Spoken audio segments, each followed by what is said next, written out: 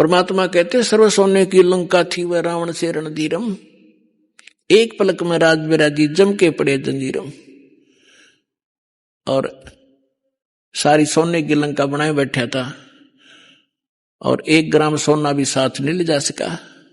तो फिर हमें ये ज्ञान होगा। तैसे गीता अध्याय नंबर 7 के श्लोक 29 में कहा है कि जो जरा और मरण से छूटने के लिए प्रयत्न कर रहे हैं और कोई वस्तु की इच्छा नहीं रखते, वे उस परमात्मा से, तत्परम से और सारे अध्यात्म ज्ञान से और सभी कर्मों से परिचित हैं। उसी का दिल डटेगा इस काल के जाल से, उल्टा हटेगा जिसने संपूर्ण ज्ञान हो जाएगा।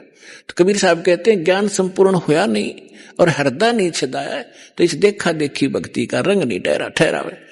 तो 64 लाख श्रेष्ठ सारे भाग्य भगवान को पहचाना नहीं क्योंकि उनको ज्ञान नहीं था।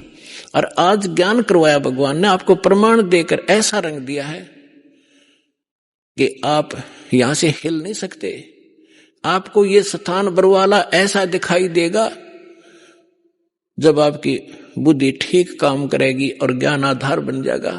बंदी छोड़ दयाल जी तुम तक हमारी दौड़े, जैसे कागज जहाज का अब सूझे और न ठोरे।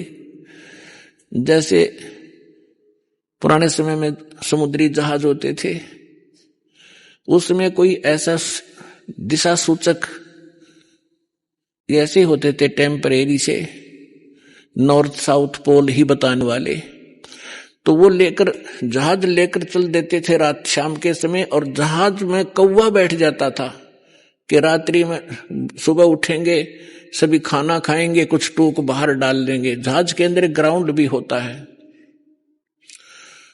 तो वो कौवा इस लालच में बैठकर चला जाता है। रात्रि में 200-250 किलोमीटर जहाज समुद्री निकल जाता है। तो वहां जाने के बाद सुबह होता है, तो होता था तो ड्राइवर जो होते थे इसके चालक जहाज के, वो ये चेक करना चाहते थे सुबह उठ करके हमारी दिशा ठीक है कि नहीं।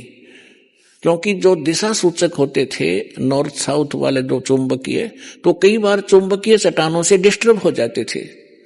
उसको जांच करने का उनका एक मोटा सा तरीका अपना रखा था कि कौवे को उड़ा देते थे, उसको उड़ने के लिए विवश कर देते थे। जो जहाज पर बैठकर चला गया उसको डले डुले मार कर उसको विवश कर देते थे उड़ने को।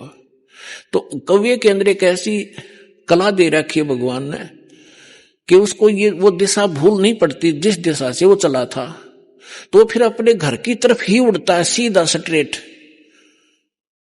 तो जिससे वो जहाज के चालक तो अपने उस इंस्ट्रूमेंट की जांच कर लेते सही है या गलत है, गलत है तो सेट कर लेते अपनी दिशा जहाज की। और थोड़ी देर में वो कौवा उड़ के थोड़ी बहुत दूर जाता, 1000-2000 फुट, फिर उसको कहीं स्थान नहीं दिखता, कहां तक उड़ के वो जाकर बैठे।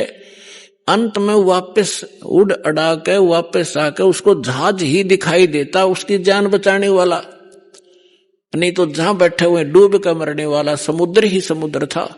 तो वापस आकर उसने जहाज पर ही शरण लेनी पड़ी और स्थान कहीं उसको दिखाई नहीं दिया जहां उसकी जान बच सके।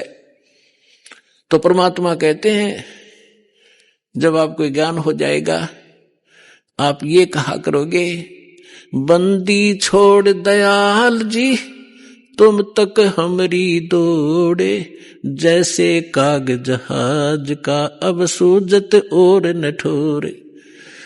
अभी तक तो ये नकली कोई कुछ कह देता है, कोई कुछ कह देता है, लेकिन जब आपको ज्ञान हो जाएगा आप उनकी नहीं मान सकते, वो चाहे आपकी ना मानो।